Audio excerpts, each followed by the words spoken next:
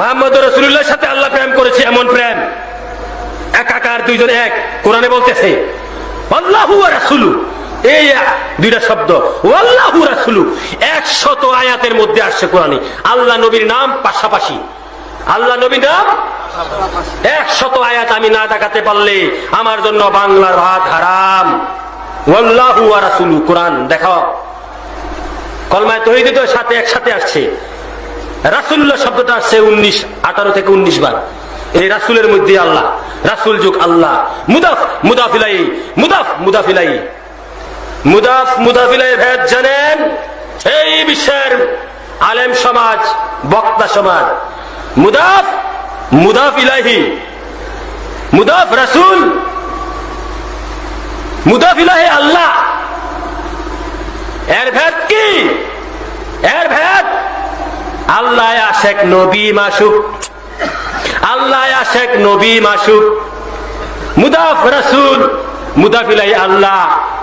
রাসূলের দিকে আল্লাহ ধাবিত, আল্লাহ রাসূলকে ভালোবাসে, রাসূলুল্লাহকে ভালোবেসে বিশ্বময় সৃষ্টি করেছে। রাসূল যেখানে আল্লাহ সেখানে, রাসূলের মধ্যে আল্লাহর বসবাস, রাসূলুল্লাহর মধ্যে আল্লাহ।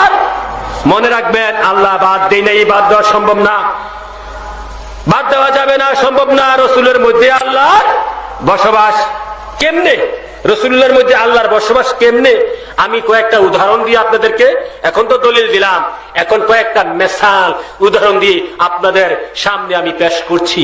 সেটা কিভাবে?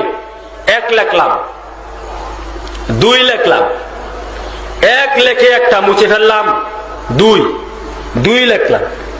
1 হচ্ছে আল্লাহ, 2 হচ্ছে নবী।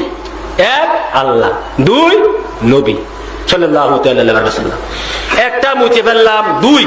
এই 2 এর মধ্যে 1 আছে কিনা? আছে। 2 এর মধ্যে 1 কেমনে আছে? 2 এর মধ্যে 1, 2 কে যদি নিয়ে কাটাকাটি করেন, 2 কে যদি ভাগ দেন, 2 নিয়ে যদি গবেষণা করেন, 2 এর মধ্যে 1 পাবেন। 2 এর মধ্যে 1 মওজুদ, উজ্জ্বল পাবেন। বাবার আমার গভীর মনোযোগ, এই 2 এর মধ্যে 1 যেমনি বসবাস করছে, হ্যাঁ, এই 2 এর মধ্যে যে 1 আছে তা দেখা যায় না, ধরা যায় না, ছোঁয়া যায় না, অনুভব করা যায় না। যেমনি ভাবে 1, 2 এর মধ্যে আছে, তেমনি ভাবে আমার আল্লাহ সুবহানাহু ওয়া তাআলা তার দুস্থ হাবিব মাসুক নূরে খুদা, নূরে মুজাসসাম সাইয়েদনা মুহাম্মদ মুস্তাফা আহমদ মুজতবা সাল্লাল্লাহু তাআলা আলাইহি ওয়াসাল্লামের মধ্যে আছে, উজ্জ্বল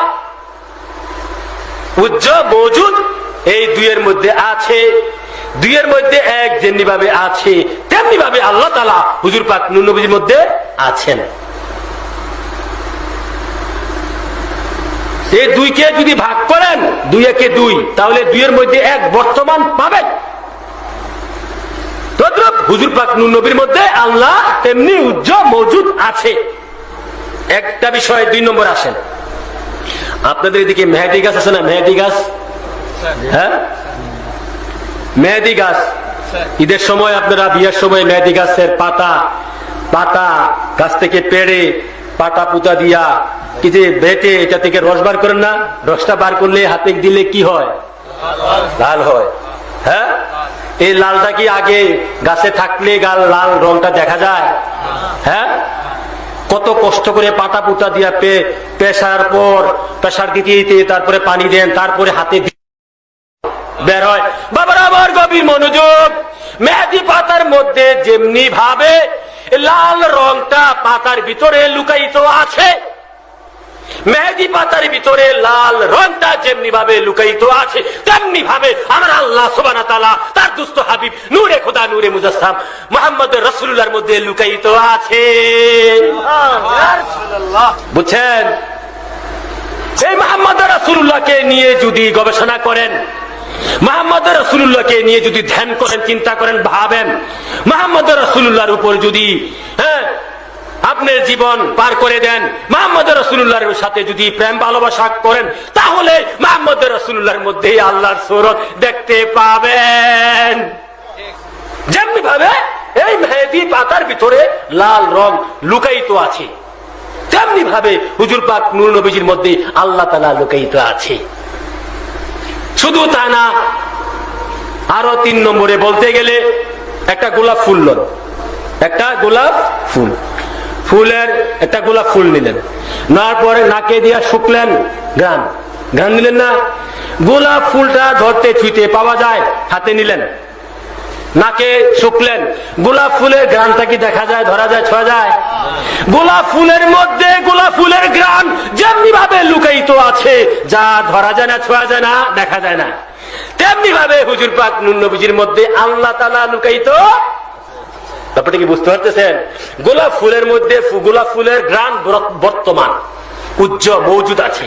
গোলাপ ফুলের মধ্যে গোলাপ ফুলের ঘ্রাণটা বর্তমান আছে, উজ্জ্বল আছে, মৌজুদ আছে।